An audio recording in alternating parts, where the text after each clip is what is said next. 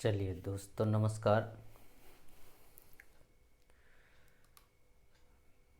आप सबका बहुत बहुत धन्यवाद। पलक हिंदी एकेडमी में आप सबका बहुत बहुत स्वागत है। बहुत बहुत स्वागत, वंदन, अभिनंदन है। मैं आज आप लोगों के लिए कवि परिचय लेकर आया हूँ, जो सभी 9वीं 10वीं 11वीं 12वीं की क्लासों के लिए बहुत ही मोस्ट वीडियो है। और इस वीडियो को ज़रूर आप लोग एक बार देखें। और कवि परिचय जो पेपर में आप लोगों के 3 नंबर का आता है, वो 3 नंबर कैसे मिलते हैं और कवि परिचय कैसे लिखा जाता है, ये सारी चीज़ें आज मैं आप लोगों को बताने वाला हूँ।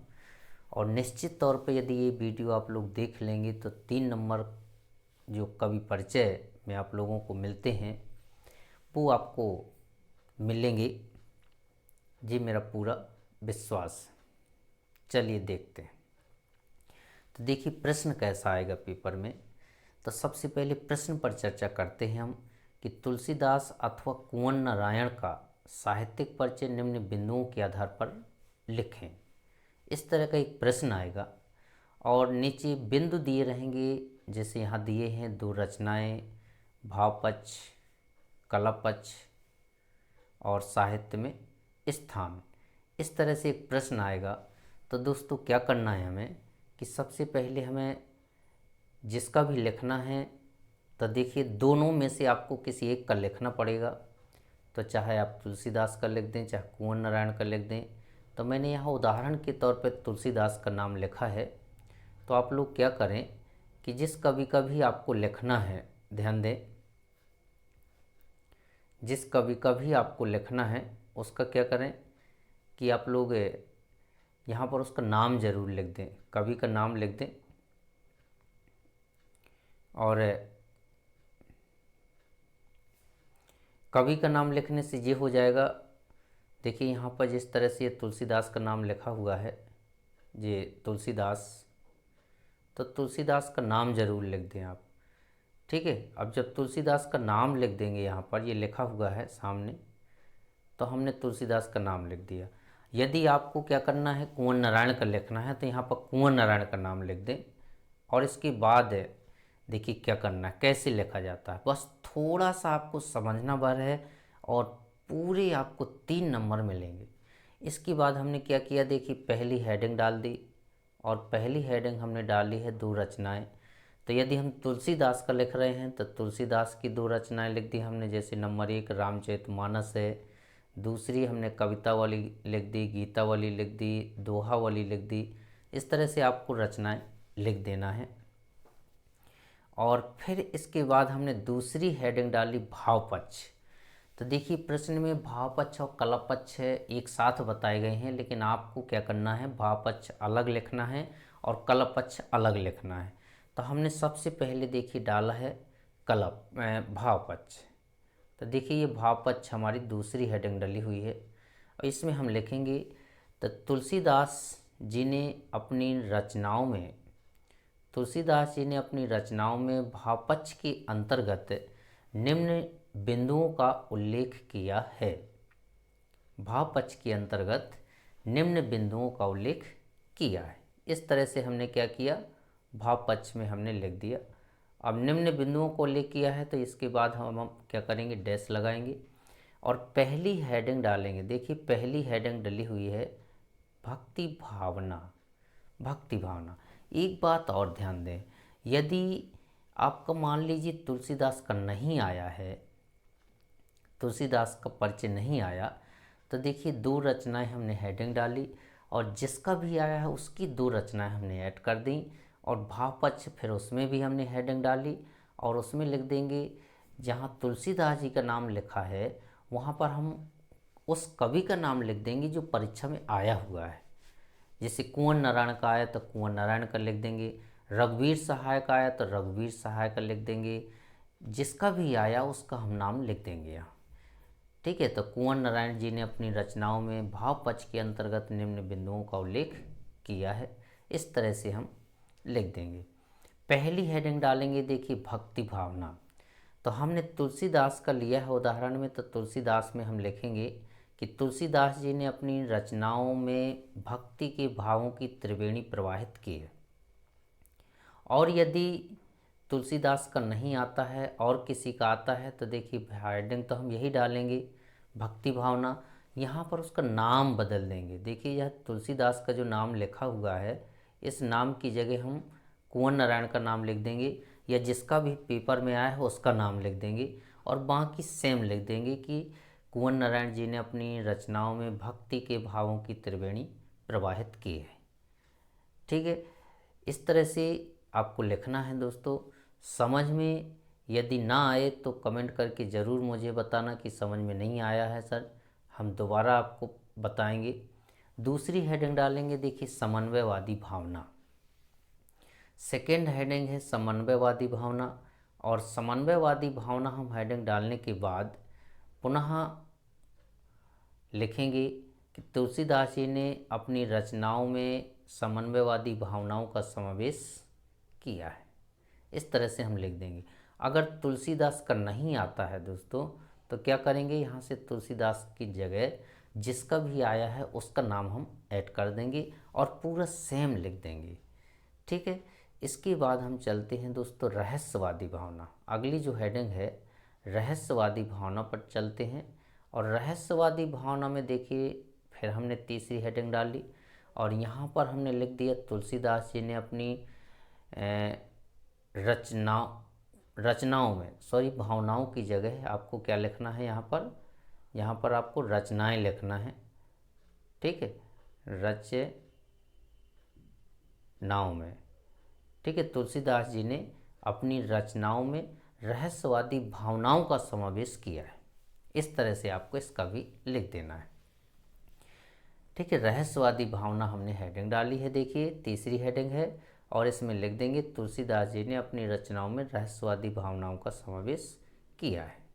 ठीक है, तो यहाँ पर ये थोड़ा सा मिस्टेक है तो ये सही कर लेना, ये भावनाओं की जगह रचनाओं लिखना है यहाँ पर। चलिए, इसके बाद हम चलते हैं, अगली चौथी हेडिंग डालना है हमें प्रेम और सौंदर्य भावना। तो प्रेम और सौंदर्य भावना चौथी हेडिंग आपको इसी में डालना है, और इसमें हम लिखेंगे कि तुलसीदास जी ने, देखिए ये चौथी हेडिंग डाली हमने प्रेम और सौंदर्य भावना। तो तुलसीदास जी ने अपनी रचनाओं में प्रेम और सौंदर्य की भावनाओं का समावेश किया है। ये सौंदर्य भावना के अंतर्गत आपको लिखना है। सौंदर्य भावना हेडिंग डाल दी, और तुलसीदास जी ने अपनी रचनाओं में प्रेम और सौंदर्य भावनाओं का समावेश किया है। इस तरह से हमने लिख दिया। देखिए हमारा भाव पक्ष पूरा कंप्लीट हो जाता है। अब हम चलेंगे अगली हेडिंग कला पक्ष की ओर। तो ये देखिए आपके सामने है स्क्रीन पर हमारी तीसरी हेडिंग देखिए बनेगी कला पक्ष। ठीक है, ये तीसरे नंबर की हेडिंग है। ये तीसरे नंबर की हेडिंग हम बनाएंगे, ये कहलाएगी आपकी कला पक्ष। और इसमें हम यहाँ जो लिखा हुआ है इसको आगे नहीं लिखना, हमें कुछ भी यहाँ पर हमें कुछ भी नहीं लिखना है दोस्तों। चलिए, इसमें कला पक्ष के अंतर्गत हम पहली हेडिंग डालेंगे, और पहली हेडिंग का जो नाम होगा वो होगा रस योजना। पहली हेडिंग ध्यान दें, जी पहली हेडिंग है रस योजना। हमने पहली हेडिंग डाली है रस योजना। इसमें क्या लिखना है, देखिए तुलसीदास जी ने अपनी रचनाओं में श्रृंगार, शांत, करुण, वीर, रौद्र आदि रसों का प्रयोग किया है। अगर तुलसीदास का नहीं आता है संयोग से तो क्या करना है, तुलसीदास का जहाँ भी नाम लिखा हुआ है इस तुलसीदास जी की जगह हमें उसका नाम ऐड कर देना है जो आपके पेपर में आया हुआ है, और सेम लिख देना है। इसी तरह से 2-3 रसों के नाम देखिए लिखे हैं कि श्रृंगार, शांत, करुण, वीर, रौद्र आदि रसों का प्रयोग किया है। इसके बाद देखिए हम चलते हैं अगली हेडिंग पर, और अगली जो हेडिंग है हमारी ये कला पक्ष की हमारी दूसरी हेडिंग का नाम है छंद योजना। देखिए दोस्तों छंद योजना नाम आया है। ठीक है, छंद योजना। तो छंद योजना हमारी देखिए सेकंड हेडिंग है, और इसमें क्या करना है कि देखिए क्या लिखा है, तुलसीदास जी ने अपनी रचनाओं में वर्णिक, मात्रिक और मुक्तक तीनों प्रकार के छंदों का प्रयोग किया है। और इसके बाद देखिए ये 3 प्रकार के देखिए लिखे हैं, यहाँ पर वर्णिक लिखा है, फिर मात्रिक लिखा है, यहाँ कॉमा है। इसके बाद तीसरा जो है मुक्तक तीनों प्रकार के छंदों का प्रयोग किया है।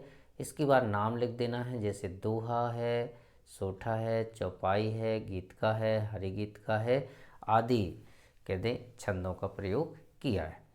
अगर संयोग से तुलसीदास का नहीं आता तो ये तुलसीदास के नाम की जगह हमें दूसरे का नाम लिख देना है और बाकी पूरा सेम का सेम ज्यों का त्यों लिख देना है। देखिए चलिए इसके बाद हम चलते हैं अगली हेडिंग हमारी जो है तीसरी है अलंकार योजना। तो तीसरी हेडिंग देखिए अलंकार योजना है। इसमें देखिए फिर लिखते हैं वैसा ही कि तुलसीदास जी ने अपनी रचनाओं में शब्द अलंकार देखिए पहला आया है, फिर अर्थालंकार आ गया और फिर उभय अलंकार। कि तुलसीदास जी ने अपनी रचनाओं में शब्द अलंकार, अर्थालंकार और उभय अलंकार तीनों ही प्रकार के अलंकारों का प्रयोग किया है। और जैसे करके फिर हम लिख देंगे उपमा, अनुप्रास, रूपक, यमक, श्लेष, वक्रोक्ति, ऐसी 5-6 अलंकारों के नाम आपको लिख देना है दोस्तों। फिर इसके बाद हम चलते हैं अगली जो हेडिंग है हमारी, अगली हेडिंग है हमारी चौथी भाषा। देखिए भाषा पर चलते हैं। भाषा क्या लिखना है, तुलसीदास जी ने अपनी रचनाओं में ब्रज, देखिए यहाँ पर क्या आ गया, ब्रज आ गया और अवधि आ गया। ब्रज और अवधि दोनों ही प्रकार की भाषाओं का प्रयोग किया है। तो ये देखिए दोस्तों तुलसीदास की भाषा है। अगर मान लीजिए रघुवीर सहाय आ जाता है तो आपको यहाँ पर क्या लिखना है, तुलसीदास का नाम हटा के रघुवीर सहाय लिखना है। और फिर यहाँ पर आपको क्या करना है, ये दोनों प्रकार की जो भाषाएं लिखी हुई हैं ब्रज भाषा और अवधी भाषा, इन दोनों भाषाओं को भी आपको हटा देना है और रघुवीर सहाय की भाषा आपको ऐड करना है। जैसे खड़ी बोली का प्रयोग किया था। हरिवंश राय बच्चन का आ जाता है। मान लीजिए बच्चन का आ गया, ठीक है, बच्चन का आ गया तो बच्चन की भाषा कौन सी थी भैया, खड़ी बोली थी। तो यहाँ पर हमें क्या कर देना है, ये दोनों ब्रज और अवधी भाषा को हटा करके हमें खड़ी बोली का प्रयोग कर देना है। ठीक है, इस तरह से आपको ध्यान देना है कि ये दोनों भाषाओं को आपको हटाना है, ब्रज और अवधी। अगर तुलसीदास का नहीं आता तो हटाना है, अगर तुलसीदास का आता है तो नहीं हटाना दोस्तों। फिर इसके बाद हम चलते हैं देखिए अगली हेडिंग और लास्ट हेडिंग जो है हमारी साहित्य में स्थान है।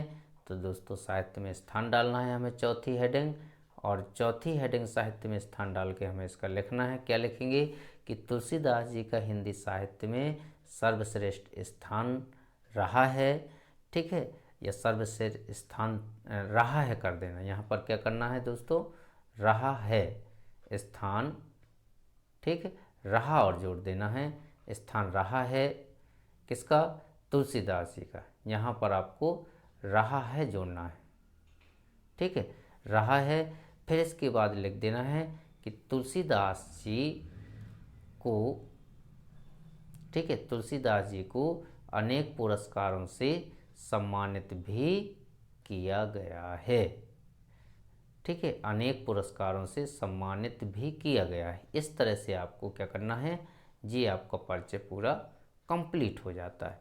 इस तरह से यदि आप लोग लिखते हैं तो निश्चित है दोस्तों आपको पूरे के पूरे नंबर मिलेंगे, ठीक है।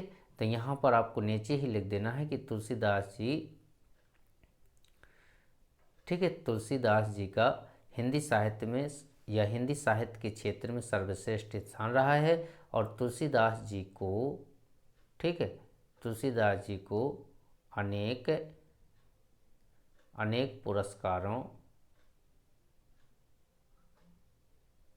पुरस्कारों से सम्मानित भी किया गया है। इस तरह से आपको लिख देना है, से सम्मानित किया गया है। तो यहाँ लिखा भी है नीचे यहाँ, ठीक है, पुरस्कारों से सम्मानित भी किया गया है। तो दोस्तों चलते हैं, यदि ये मेरा वीडियो आप लोगों को अच्छा लगे तो इसको लाइक, शेयर और सब्सक्राइब करना ना भूलें और ज़्यादा से ज़्यादा दोस्तों को भी शेयर कर दें दोस्तों। तो चलते हैं, जय हिंद, जय भारत।